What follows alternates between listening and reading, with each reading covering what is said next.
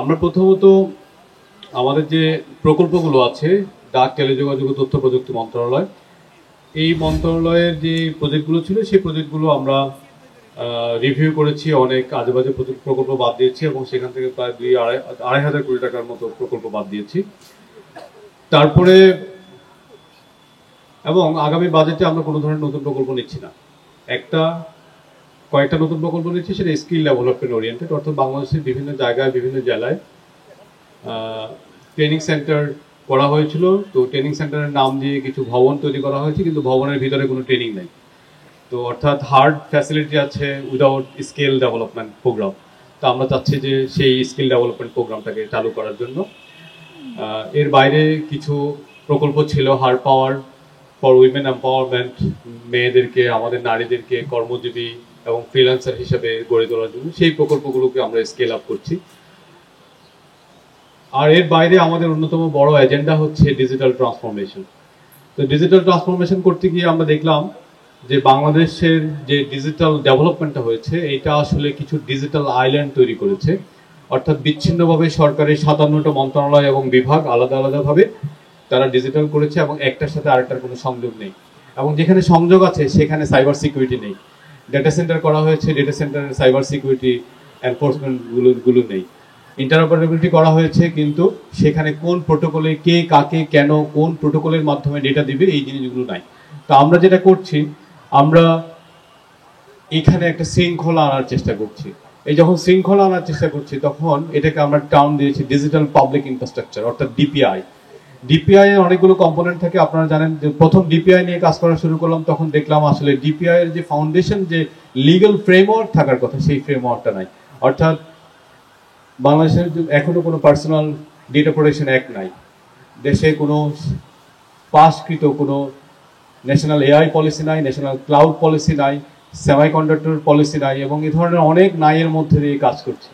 অর্থাৎ একদিকে সাবেক রেজিমের শীট ক্লিন করছি, আর অন্যদিকে কিছু ফাউন্ডেশন লে করছি। এবং প্রজেক্ট ইফিসিয়েন্সির দিক থেকে আমরা যদি দেখি, এমনও প্রজেক্ট আছে ওয়ার্ল্ড ব্যাংকের, যে প্রজেক্টটা 9 বছর হয়ে গেছে, সেটা এখনো বাস্তবায়নের অগ্রগতি মাত্র 18-20%।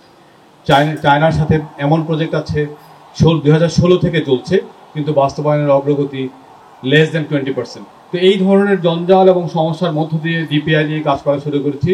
সেখানে প্রথম এলিমেন্ট হিসাবে সাইবার সেফটি অর্ডিন্যান্স, সেটা আমরা এমনভাবে চেঞ্জ করেছি, আপনারা জানেন এই সাইবার সেফটি ডিজিটাল সিকিউরিটি অ্যাক্টের একটা রিপিল্ড ভার্সন, যে ভার্সনে আমরা দেখেছি বাংলাদেশের শিক্ষার্থী, ছাত্র, বুদ্ধিজীবী, শিশু, নারী, সাংবাদিক, পেশাজীবী সবাইকে এই আইনের আওতায়।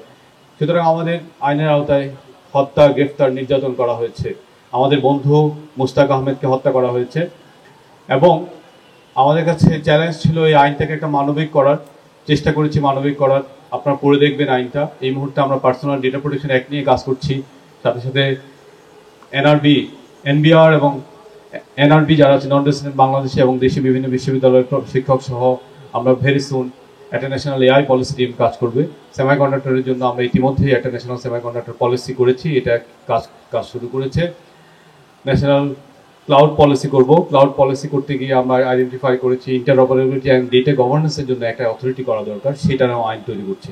তো এই সব কিছু মিলে ডিপিআই এর যে ফাউন্ডেশন কম্পোনেন্টগুলো আছে, legal framework, interoperability and data governance, electronic ID অথেন্টিকেশনের জন্য আমরা বিভিন্ন ডোনার পার্টনারদের সাথে কাজ করছি। এই সব কিছু যদি লেয়ার করতে পারি, তাহলে একটা সময় বাংলাদেশের ডিজিটাল ইকোনমি এবং সার্ভিস ইকোনমির বুম করার জন্য ক্ষেত্র তৈরি হবে। বর্তমানে বাংলাদেশের সার্ভিস ইকোনমি এবং ডিজিটাল সার্ভিস বেসড ডিজিটাল ইকোনমির ক্ষেত্রটা এখনো প্রস্তুত হয়নি। এর বাইরে আমরা বিভিন্ন মন্ত্রণালয়ে যাচ্ছি। সেই মন্ত্রণালয়গুলোর নিত্যদিনের যে কাজগুলো আছে, এই কাজগুলো কিভাবে অটোমেট করা যায়, এই কাজগুলো অটোমেট করার চেষ্টা করছি। ডিজিটাল সিগনেচার এনফোর্স করার চেষ্টা করেছি। ছাত্রদের জন্য খুব জরুরি বিভিন্ন সার্টিফিকেট সত্যায়ন করা হয়।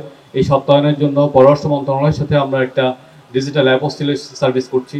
কিন্তু শুরু থেকে এই সার্টিফিকেটটা কিভাবে ডিজিটাল পিকেআই সমৃদ্ধ ডিজিটাল সিগনেচারই হতে পারে, সেই জন্য আমরা প্রাথমিকভাবে জাতীয় বিশ্ববিদ্যালয়ের সাথে কাজ করা শুরু করছি। আমি আশা করি কোনো এক সময় আমরা ঢাকা বিশ্ববিদ্যালয়ের সাথেও কাজ শুরু করব। এর বাইরে আমরা বিভিন্ন বিশ্ববিদ্যালয়কে রিকোয়েস্ট করছি তাদের সাবজেক্টগুলোর কিভাবে এআই রেডিনেস অ্যাসেসমেন্ট করা যায় সেটা অ্যানালাইসিস করা। সবকিছু মিলে আমরা চেষ্টা করছি একটা পরিবর্তন আনার। আমাদের অনেক লিমিটেশন আছে, এই লিমিটেশনের মাধ্যমে লিমিটেশনকে মেনে নিয়ে নতুন প্রজেক্ট শুরু না করে এক্সিস্টিং রিসোর্সকে এফিশিয়েন্ট করে আমরা প্রজেক্ট বাস্তবায়নের চেষ্টা করছি। আমরা চাই আপনারা আমাদের সমালোচনা করবেন, আলোচনা করবেন, এবং এর মাধ্যমে আমরা একটা মুক্ত, স্বাধীন, উন্মুক্ত সোসাইটির জন্য সংগ্রাম করেছি। এই সংগ্রামে আমাদের 1400-এর বেশি ছাত্র বন্ধু, শিক্ষার্থীরা জীবন দিয়েছেন। এদের জীবনের বিনিময়ে আমরা যে সোসাইটি প্রতিষ্ঠা করেছি, এই সমাজে আপনারা স্বাধীনতা, মত প্রকাশের স্বাধীনতা এবং মুক্ত মতকে ধারণ করবেন এবং লালন করবেন। আমাদের পর্যাপ্ত পলিসি সমালোচনা করবেন, পলিটিক্যাল ক্রিটিক করবেন, এবং এর মাধ্যমে আমি মনে করি সোসাইটি ম্যাচুরিটির দিক থেকে যাবে এবং আমরাও আমাদের লার্নিং কার্ভগুলো ডেভেলপ করতে পারবো।